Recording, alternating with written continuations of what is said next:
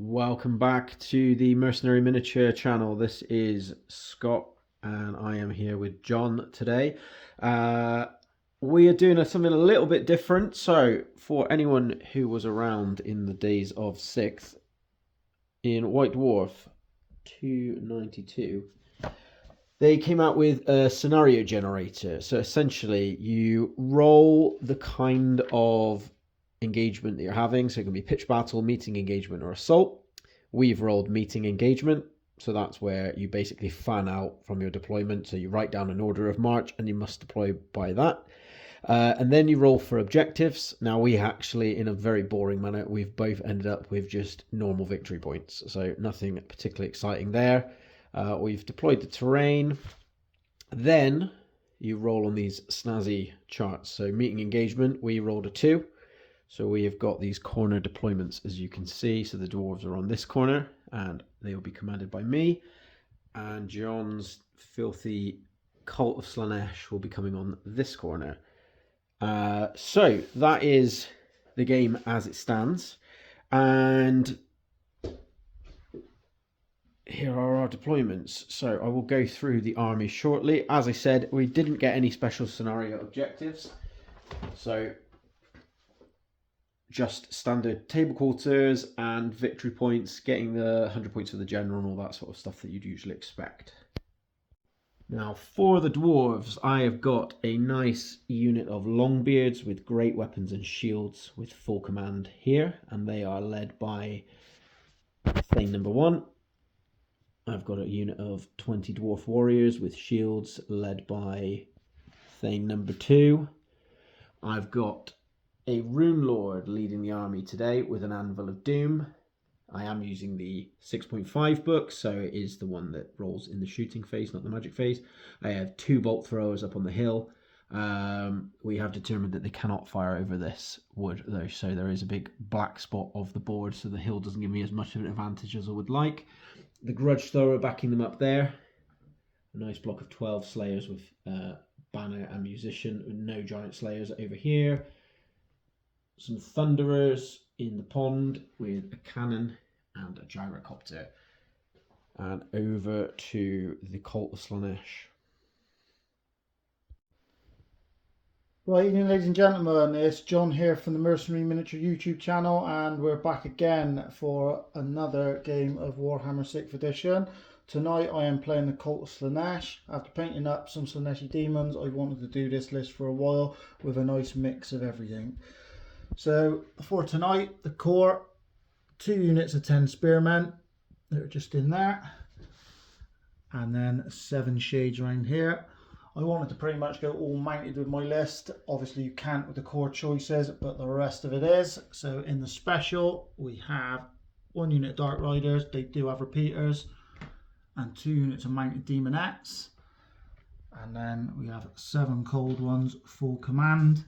And in the rare slot, or taking up both slots, we have the Chaos Knights there, 7 of them full command.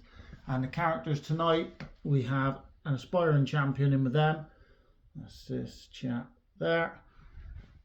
The anointed here, who's a level 1, only for the dispel dice, which I'm not going to need tonight.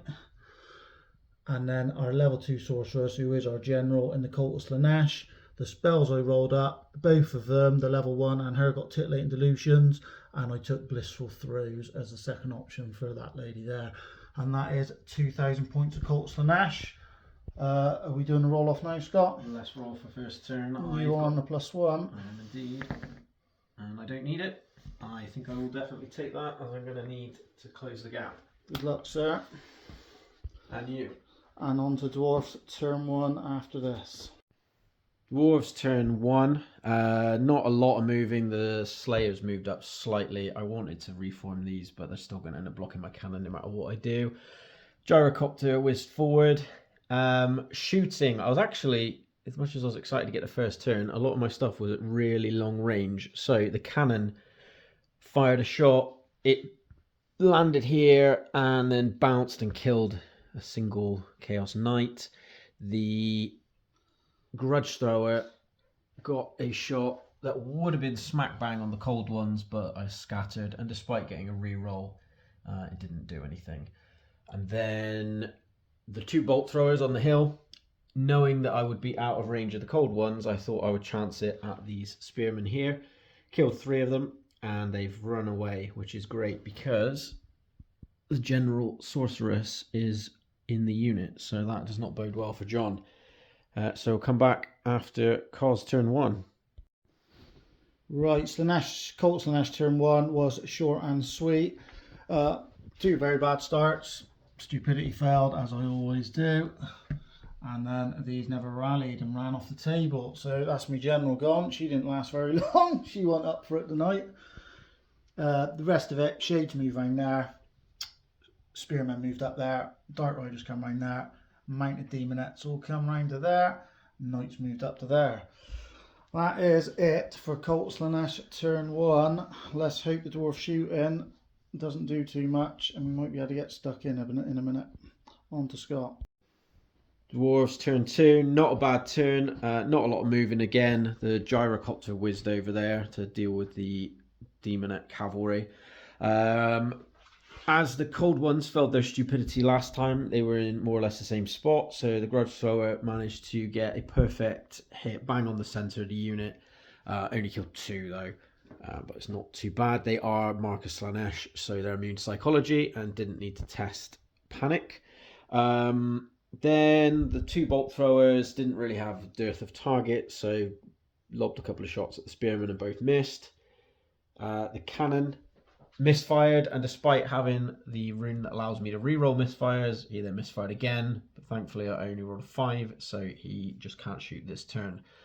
The gyrocopter then roasted 3 Slaanesh Demonettes, and the anvil did the rune of rack and ruin on this unit, killing 1 and meaning they can only move half move in the next turn. So, I think that was it. Nothing else happened. No, cool. On to Colt Slaanesh turn 2.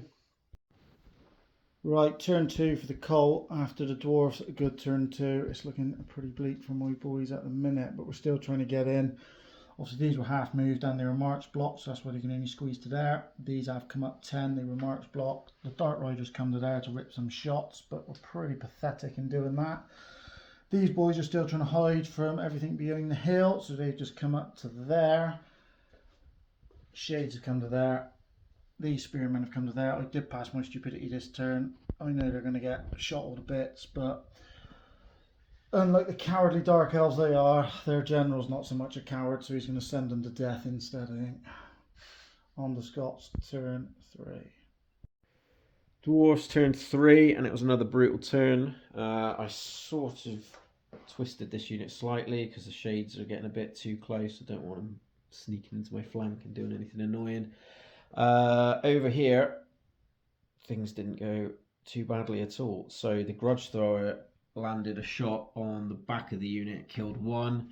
The cannon hit the champion, but he was saved by Lookout Sir, so another died in his place. The Thunderers then killed, what did they do, 2 more? Yeah, they did 2 more. And then these 2 bolt throwers both fired at the Cold One Knights and did nothing. They both missed. The gyrocopter overshot these 2, killed 1 demonette from the other unit, but the anvil blew up the rest of them, so they're now gone.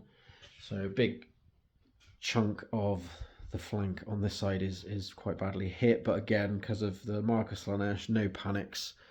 So really, it's just can John survive the long march to get his last mega combat block? No, at the look of On to Colt turn 3. Right, finally, everything's coming up John. Not really, but we got some charges off. The Dark Riders charged the gyro. The Mounted Demonettes charged the cannon. These boys charged the Slayers. After Scott killed them, they fit nicely through that gap. Thanks for that, Scott. Shades moved up here. These pass their stupidity again, so they come to there. Spearmen come to there. Shoestin, the Shades done nothing against the great weapons. Oh, sorry. the gyro fled, and it was just enough for him to go off the table. Quarter of an inch. I'll take that any day. And then the shooting, the Shades done nothing to the great weapons. And then the combats, we rolled really well actually in this. So the Demonettes killed the crew comfortably. And then the Horseman and the Aspiring with the Berserker sword killed off 6 of these chaps. So we're in a little bit of better shape after turn 3. But I imagine on turn 4 you'll be hearing me bitch again. So over to Scott and Dwarfs turn 4. Dwarfs turn 4, and I think the tide of battle has set itself in stone here. So not a lot of moving. These 2 units actually moved up just to challenge the oncoming elves and make sure that I sort of can take the initiative in the later turns. Shooting was horrendous for the Dark Elves. It was great for me. The Grudge Thrower killed one of the cold ones, which then made there would be less than 5, which allowed hits to be randomized. So the 2 bolt thrower shots went in. One killed the champion, and the other one hit the anointed.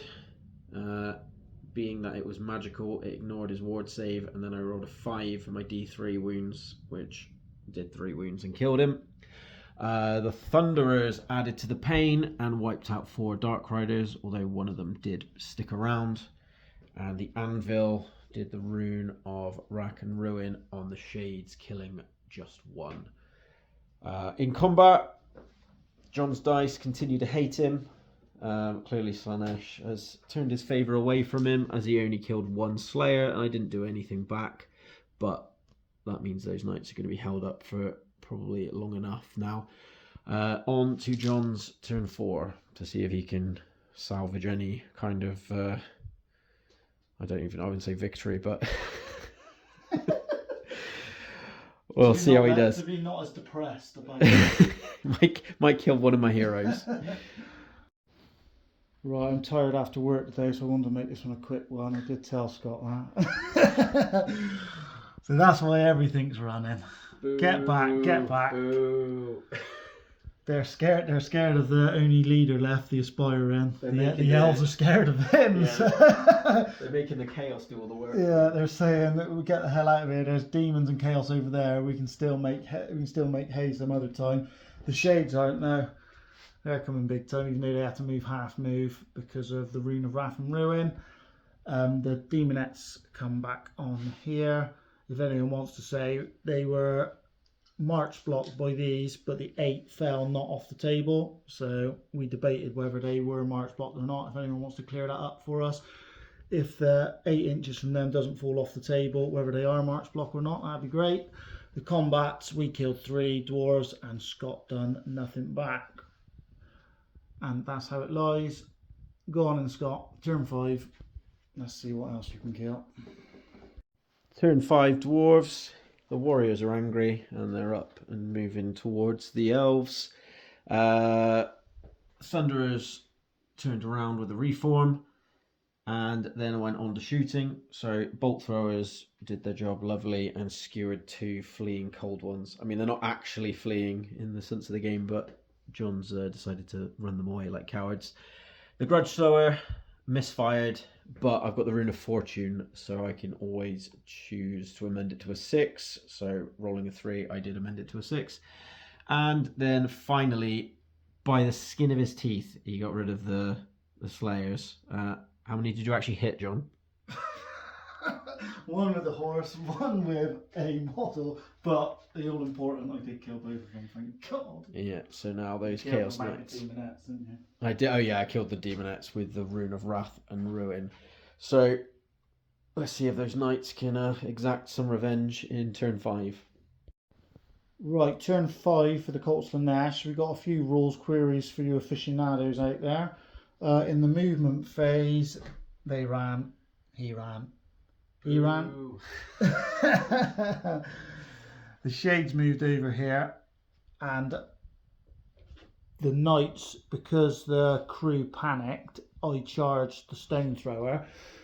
Now, obviously, we've played it that you just, in the combat phase, you spike it and overrun. You didn't actually fight it. So that's how we done it, and that's how the overrun ended up. If anyone can show us anything different, that would be great. And then in the shooting, I said, because these are fleeing, they're skirmishers, so it is another -1 for them to shoot. Not that it made much difference, because I rolled terrible and they didn't do anything anyway. But if anyone could let us know, are they classed as skirmishers for shooting against when they're fleeing? That'd be great again. So all in all, a pretty pathetic turn for the Colt again. On the Scots, turn 6, and let's see what he can wrap up. All right, last turn for the Dwarves, and I'm still smiling. So these are just running their poor little legs towards the elves that they're never going to catch. I opted to move these out of the way so they just get easy points for the Chaos Champion there, although I don't know if I needed to now. So Mister with the banner over there got away, and I was thinking about using this one to murder that very cowardly Dark Rider, but instead I flung this unit into the Shades, who have fled. Also, to note, my crew did not rally. However, fantastically, in the combat phase, John failed to wipe out my bolt thrower crew, and then this legend here went and smashed the champion in the face with his little measuring widget there, and held. There'll be many a tale told about him. So, John's last turn. Can he pull something out the bag? Let's see. Right, Slaanesh, Colt Slaanesh, last turn. The Shades did rally over there, and then all of these just turn round just to taunt the Dwarves, because I think it's going to be a massacre for the Colt Slaanesh. Maybe. And then the only combat over here, my aspiring champion just butchered the dwarf and then mounted him on the hill instead of his horse. He got off his horse and mounted that last dwarf, which caused a massive panic check to everyone around, which may have just swung the game back in my favour, but we'll calculate and see. Wishes. Right, we'll be back in a second after we've calculated and let you know how it finished up. Okay, so final tallies. So if you look around the battlefield, it is looking bleak for the Cult of Slaanesh, but how bleak was it? Not as bleak as I actually thought. With your table quarter and my general, you ended up 1558, and with my banner from the Slayers and table quarter over here, 828. So just over 700 point swing, which is a solid victory to the Dwarves. I will take that. Mate. Cheers, mate. After playing that the other way round, our campaign seems a bit more of a struggle. Yeah, when you had to play it week in, week out. Yeah, before we started the channel, we did a 6-7 month long campaign where I went with the Cult of Slaanesh as my main army, and John went for Dwarves, and it was a struggle to get any wins. So I know how it feels to be on the other side, but no, good game. Interesting scenario. It would have been maybe a bit more fun if we'd have rolled some crazier objectives. However, every time we do that on that White Dwarf one, don't we? I think so, yeah. We never rolled any actual objectives. We'll just have to pick one next time. The deployment, I suppose, made it a bit more interesting, yeah, although definitely. Made us think about where we were going. But yeah, that's been another battle report for the Mercenary Miniature Painter channel. Hope you all enjoyed it. Like John said, we've had a few rules queries in here, so we do always appreciate feedback. If anybody thinks we've done anything wrong, do let us know. Otherwise, thank you and see you next week. Bye-bye.